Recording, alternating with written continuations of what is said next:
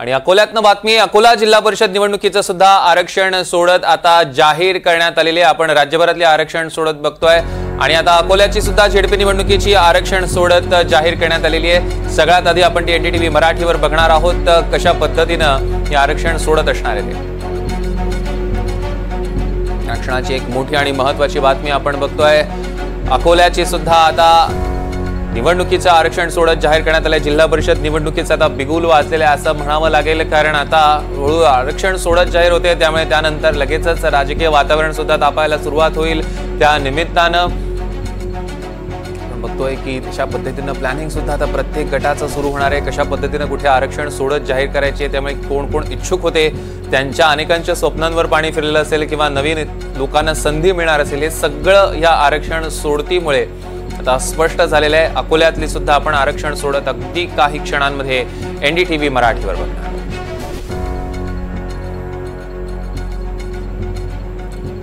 या संदर्भातले अधिकचे अपडेट्स आपण घेणार आहोत। अकोल्यातनं योगेश शिरसाट आपले प्रतिनिधी आपल्या सोबत जोडले गेलेत। योगेश, सौरव, नक्कीच अकोलाच्या जिल्हा परिषदचे आता आरक्षण आज जाहीर झालं आहे आणि जिल्हा परिषदच्या अध्यक्षाचं काही दिवसापूर्वीच आरक्षण जाहीर झालं होतं। त्यामध्ये अनुसूचित जमातीसाठी जिल्हा परिषद अध्यक्षांचं आरक्षण जाहीर झालं यापूर्वी, आणि आज 52 जिल्हा परिषद सर्कल मधील आज आरक्षण जाहीर झालं आहे। त्यापैकी 26 जिल्हा परिषद मधील सदस्य ह्या महिला राखीव असणार आहेत।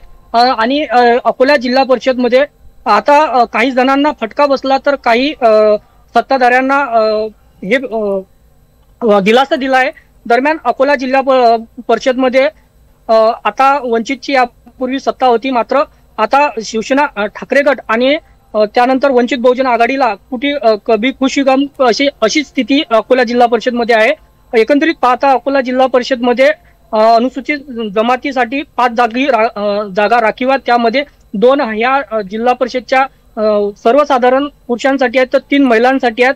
तर अनुसूचित जातीसाठी 12 जागा आहेत। त्यापैकी 6 जागा या अनुसूचित महिलांसाठी राखीव आहेत, तर 6 जागा या अनुसूचित जातीसाठी पुरुषांसाठी सर्वसाधारण राखीव आहेत।